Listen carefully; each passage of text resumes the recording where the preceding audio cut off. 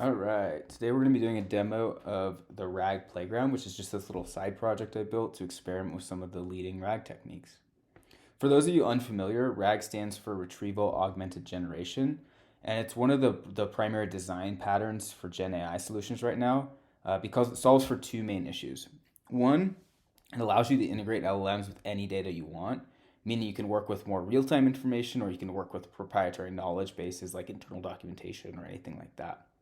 And two, it mitigates the hallucination problem and provides transparency because we're able to ground the model's response in context of certain information and then clearly see what information the model used in generating its responses. We're able to at least mitigate that hallucination problem, although not solve for it entirely. And so what RAG looks like in a real simplified form is this. The user's query is essentially intercepted before it hits the model, and then some sort of information retrieval is performed. The most common method is to use semantic search over a vector database, which is what I did in this project. The results of that semantic search are then added to the prompt, and then that's past the LLM for response to be generated. In our case, we're using Qdrant as our underlying vector database. The data looks like this. So we're using this movies database. Each movie is represented by a point in the database. We have cast, director, genre, origin, release year, all that kind of metadata. And then we have the text, which is like a summary of the plot. And this is the thing, the summary of the plot is what's actually embedded. And that's what we'll do our semantic search over. We'll use the LLM to embed this plot, and then that will form the basis of that semantic search. But you'll see where kind of this metadata will come into play with some of the RAG techniques. All right, let's take a look at the RAG playground itself. So like I said, the purpose was to explore these different RAG techniques. And so when you hit the app, you'll be greeted with this drop down, and you can pick which RAG technique to use here, as well as kind of configure some of the other parameters. So we'll just ask, a basic starter question, ask for some recommendations for movies about epic war battles. All right, and we'll get back some results here. And so the bottom will always see the summary of what RAG actions were performed. So in this case, just basic search, meaning this is the query that was embedded and did our vector search. And we get back some recommendations. Now, what if I want to ask a follow-up question? Like, what if I want to kind of narrow, be more specific? I could ask a follow-up saying, hey, I only want American movies that are based on true events.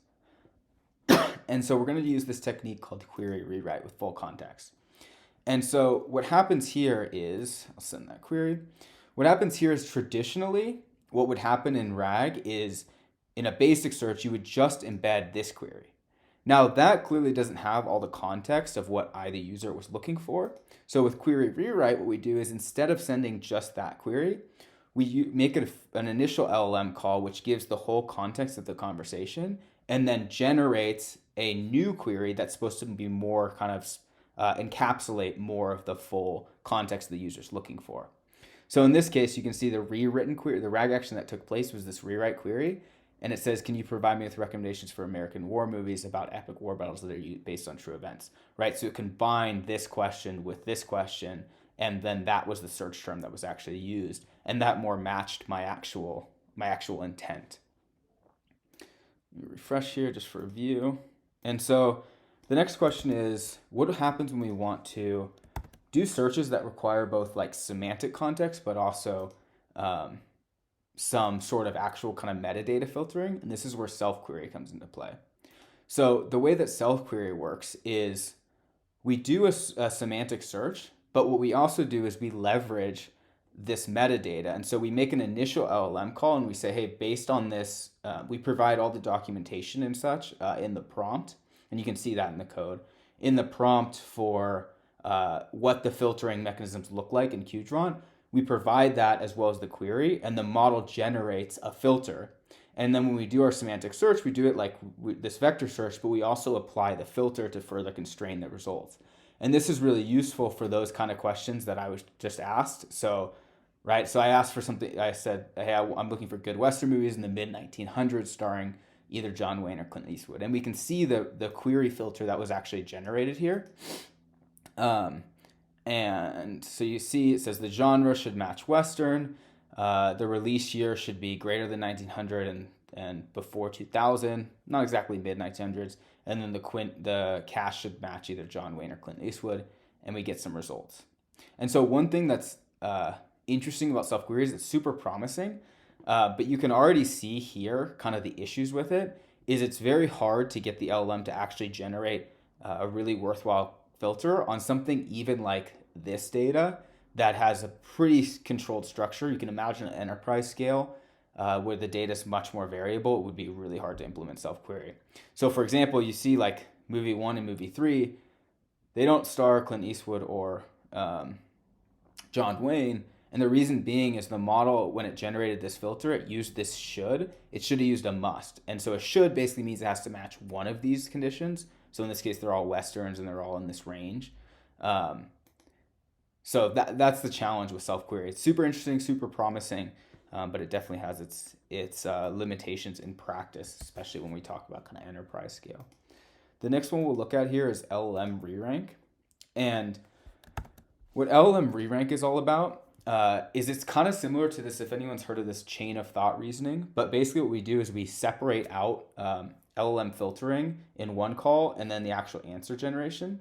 So we do our semantic search, we get these results, and then we make a call to the LLM that says, hey, based on this search query, which of these search results are relevant to the query? And then we let the model just in that call tell us what's relevant. We use that to filter the results and then pass the results to the model for it to actually generate an answer. And so we can see in this here, the original, we performed LLM re-rank, and the original results looked like this. So there were these 5 movies, but then after that LLM re-rank, the LLM determined only Hands Up and My Wild Rose were actually applicable to the prompt. And so by breaking the task out into those two different elements, we tend to get a lot better results. From my experience, this LLM re-ranking is one of the most effective things to do at an enterprise scale. The downside is it does require an extra LLM call, which obviously adds latency. All right, and the last one I will show here is called maximal marginal relevance. And essentially what this is meant to do is it's meant to, let me just click run here. It's meant to add an element of diversity of results. And so in this case, it's not super applicable because we're talking about movies here. But if you have a lot of information overlap, what can happen if you just do straight semantic search, you get a lot of overlapping information. But with MMR, you basically, I won't go into too much of the detail, you can see it in the code, but you add this diversity term where you're actually looking at the similarity between the actual vector results, and you're trying to filter those so that you're optimizing for a diverse set of results. And so in this case, we can see in that original one, we got this list of 10 movies back, but then after performing MMR, filtered that down to these 5 results or whatever. And the intuition there is that it should be that those 5 results are like the 5 most kind of different, most diverse results from that initial set. So that's the RAG playground. Some of the just kind of main, there's still more techniques out there. Hopefully be adding to the code base over time. But feel free to, should be pretty easy to plug in your own database. Feel free to pull the code down and run some experiments yourself.